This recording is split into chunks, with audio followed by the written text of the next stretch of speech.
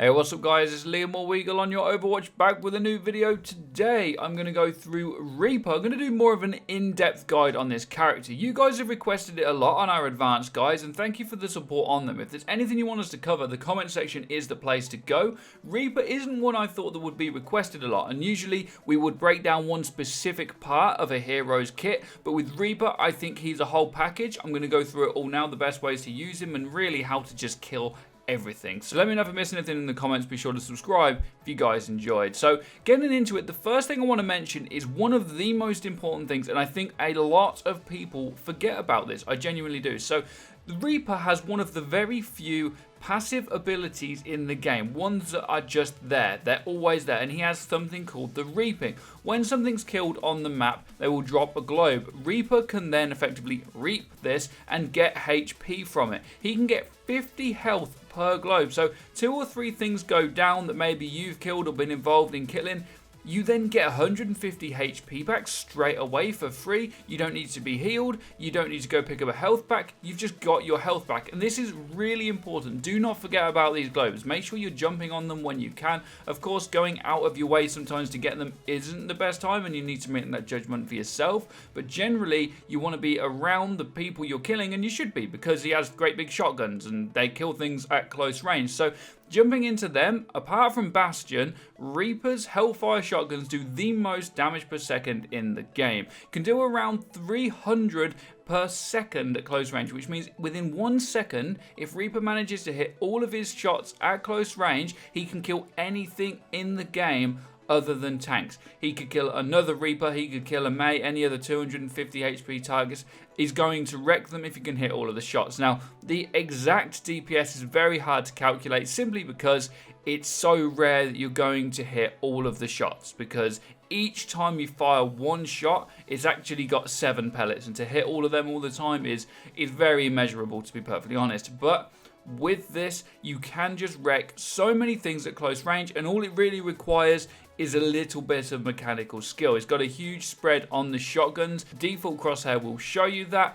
And to be honest, if you're within a few meters of someone, 2 or 3 shots later, they're going to die. These are particularly good for killing tanks. If the enemy's running 2 or 3 tanks, you can just go straight through them. Maybe your Genji's having trouble with a Winston, you whack on Reaper, and again, you're just going to kill things so quickly. And the good thing about this hero is that it forces the enemy team to have to change, because if they don't, they're going to lose against a Reaper if they don't pick one of his counters. The last thing I mentioned about these shotguns is that the reload time is very fast as well. And one thing that you can do is actually reload and then wraith form. Say you get in trouble. This way, when you come out of your wraith form, maybe you've ran to get some HP or something, you have full ammo again and you can get straight back in the fight. If you don't do this, what could happen if you panic wraith form without pressing reload first? When you come out of wraith form, you don't have any bullets to shoot with. So that's one good tip. It will cancel your animation and it will reload your gun. So make sure you press reload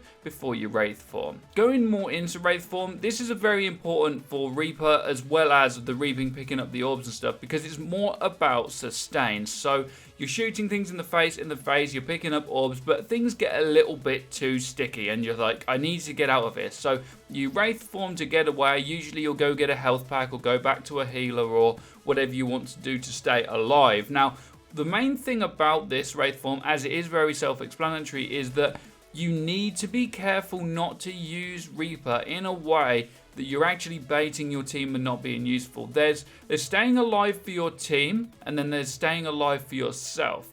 One issue with Reaper is that he can be so good at self-sustaining that sometimes people will just run in, shoot something, do a bit of chip damage, wraith form away, get a health pack, and repeat. The issue with this is things aren't actually dying, you're not playing with your team, and you still need to coordinate with them, but it is definitely good that this character can be used in a way that you can self-sustain and not have to rely so much on your team in case maybe you ran into a team of people and they don't really want to cooperate with you. Reaper is definitely good for that. Moving on to Shadow Step, which is Reaper's teleport ability. Now, some of you may dispute what I'm about to say, but I would stand by, and I've used Reaper a lot. I would say that his teleport ability is actually fairly useless. Now, some people would say that you can use the teleportability to get up into high areas and then ult down onto a site. Now, the issue with this is that a lot of issues with Overwatch, depending on your level, this will work. If you're at a higher level and you try to do this, it's not going to work. If you teleport to a high area, someone's going to notice you. The other reason that this ability isn't actually that good is that if you do teleport up to a higher area, Reaper can't shoot from a distance. The only point in gaining that ground would just be to cause the enemy some havoc, and that's if they don't see you teleport there and if they don't kill you.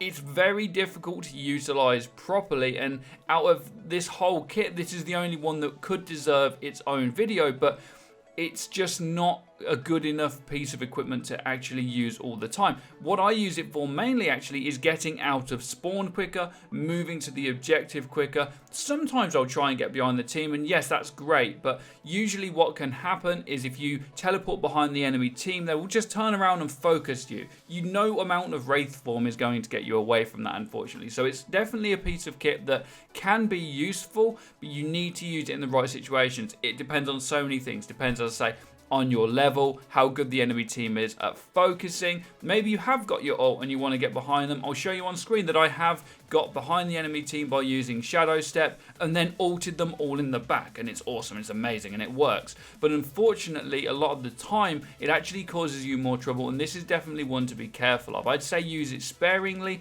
and definitely depending on what the other team are doing.